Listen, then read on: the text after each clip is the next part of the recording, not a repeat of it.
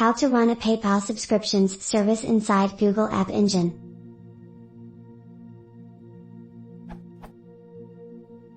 Before anything, I want you to know that I'm a complete newbie in these things about developing paid web apps. I have been reading some posts about how to integrate PayPal's IPN with Google App Engine, and I have some questions about the topic. The thing is like this. I want to use a PayPal subscribe button in my web app, which is developed with Gaze Python base, so the users can subscribe to the premium version if they don't want to use the free one anymore. I was reading that PayPal can help me to manage this thing about the user's control via IPN, but I have to set up that in my Gaze app and I don't know how. For example,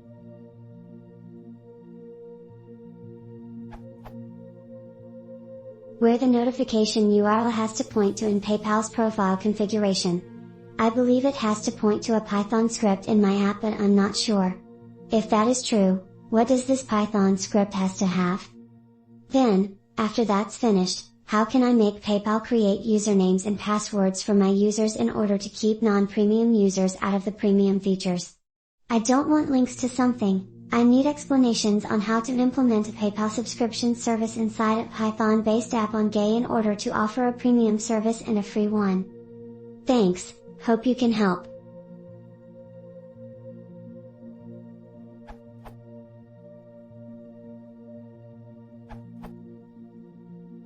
To make a short answer, as I'm not exactly sure what's the scope of your question. It's not PayPal's job to maintain your data model. You need to create a database entry with your users.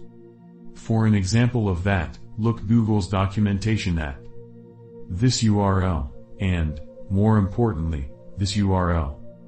So you could create, for example, data model of this sort.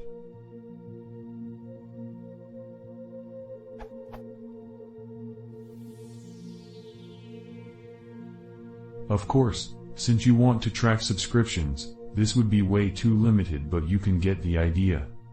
And make the script called by PayPal trigger a function to change the value of premium_member.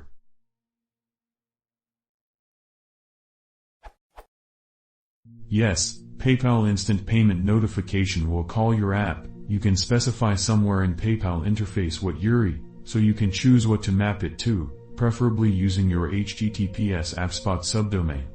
Your app will need to store what PayPal just sent and, before officializing anything, call PayPal servers back with the parameters that were just sent to know if the first was truly made by PayPal and not someone else.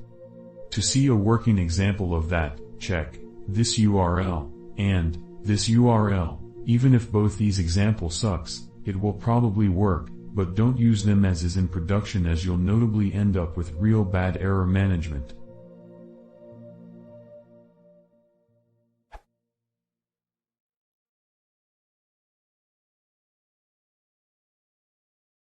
Jag väntar 5 år, läser från Kidersuk Tribing.